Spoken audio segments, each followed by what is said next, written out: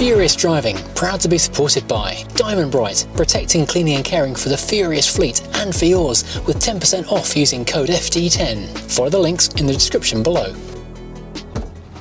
Hello and welcome to Furious Driving, and this is one of the silliest cars I think I've ever driven. Well, technically it's not even a car, it's actually a quadricycle. It's a Citroen Ami. Ami means friend because it's so friendly, and it's a bizarre, funny little thing. It's an electric quadricycle, two-seater town transport module thing, which is designed to be lightweight, small, compact, cheap and affordable, despite the fact it costs £5,000. And, well, it's a lot of fun. So I've taken it to a place where we're not on a real road, because frankly it's a bit scary to be on a real road. So let's have a little run around in this thing, because it is just hilarious. So bear in mind is they have really heavily spun the wheel of cheapness on this thing. It turns on with a standard key, then you've got push buttons to put it into gear. The doors though are ambidextrous. It's the same door on both sides, so you pull the little cloth strap to open it. There's not even a door handle. Pull the cloth strap to close it, but it's a front opening door on the driver's side, rear opening door on the passenger side.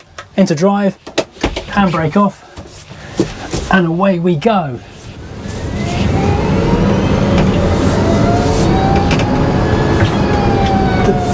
It does have partially open windows, like a DeLorean, but actually more like a 2CV. And you clip them shut with a bang, or you push the button to just pop them open, and away you go. Oh, it is a ridiculous amount of fun being in this thing, it really is.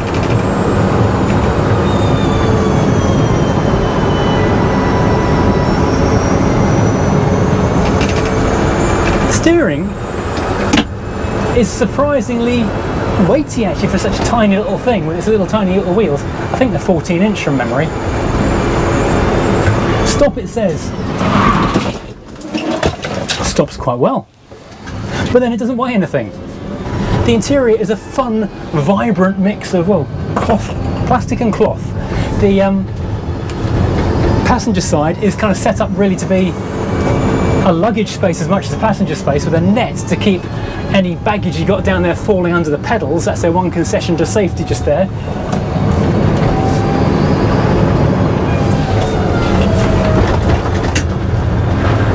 The seats are moulded plastic, so they're quite hard, and like on an old Land Rover, they're just pads stuck on the front of them.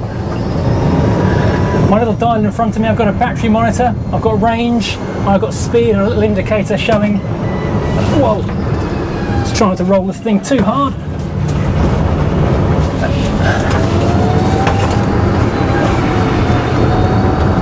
Whoa! I didn't do my bag, everything's now scattered across the floor, thank goodness for that luggage net.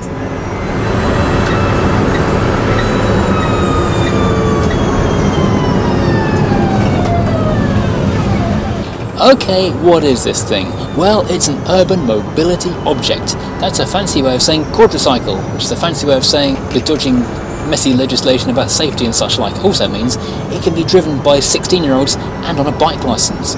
It's intended to sit between an e-bike or scooter and a bus as a way of getting around town. Being an urban thing, it's small, just under 1.5 metres wide and 2.5 metres long, and seats 2 in something but not quite reaching comfort. It's got a single 8 bhp motor under the front bonnet area and a 5.5 kWh battery. That gives a top speed of 28 mph, 0 to 60 in 10 seconds, it's a 10-second car, although I don't think that's what that means, and a range of 47 miles. All those figures depend on road gradient, wind speed and how much you had for lunch. For cost and weight saving, it has an unpainted moulded plastic body over a box section chassis, and also to keep costs low, the front and back panels are the same, and so are the doors. They have half-hinged lower glass and the driver's rear window is hinged too. Now you might have noticed it's left-hand drive. Well, like the Fiat Barchetta and C4 Corvette, it is left-hand drive only. As it's a quadricycle, you can't take it on fast roads, not that you'd want to. Everyone who sees it smiles though. It's a feel-good machine, just not one you want to be in a crash with a big SUV. So don't think car, think civilised moped, a good way of staying dry and composed through town in your own little pod. Less stress and irritating other people than being on the tube, and it won't ruin your office clothes like being on a scooter in the rain. A bit like a Twizy, although as you can't get that anymore in the UK, there are no actual rivals here now, although Fiat does have a similar themed Topolino on the way. The price of freedom? From £7,695, or about £6 less than the cheapest actual new car on the market. This is hilariously good fun. 20 miles an hour, and it feels like I'm going in the world's fastest milk float.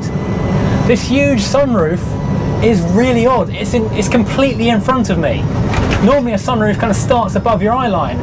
This feels like there's no roof. It doesn't feel like a convertible. It feels like there is no roof.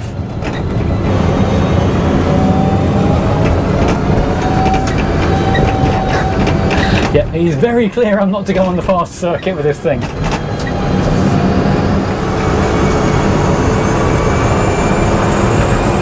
The suspension feels like there is no suspension. It just feels really, really hard with a bit of bounce from the tyres.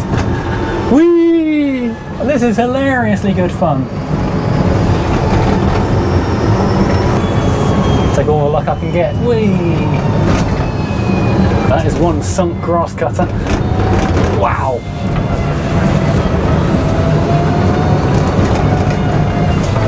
This is like a fairground ride. It's a million T3 turns lock to lock.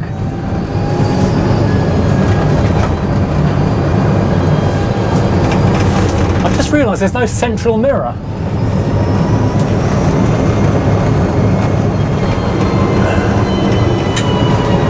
Wow, I'm not going to try and do that, I'm below my neck.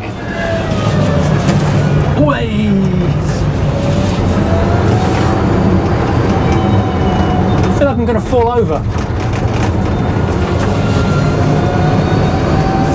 So we've got push buttons for the gear selector, reverse neutral drive. We've got a single push button for the fan, the rear screen heater and the hazard warning lights. The most pointlessly remote cup holder I've ever seen.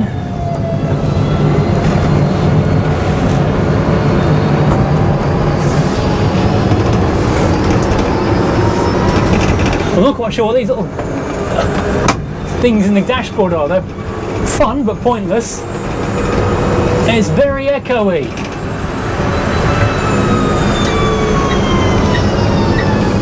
You know what? I nearly forgot to do the horn test on the end of the single stalk, which does everything. Horn test. Oh, isn't that cute? Maybe it's a lot for something a bit limited, but if you live in a city, this makes much more sense than a BMW X5 for just doing a couple of miles across town. And you can fit 3 in the same parking space. Objectively, it's not great to drive, but neither are Dodgems, and we all love them too. This has been one of the most enjoyable cars or vehicles I've driven all year, and I've driven some pretty fun stuff. It's silly, but I love it. If you've enjoyed this, please, as always, hit like and subscribe and join us again next time driving something completely ridiculous or different.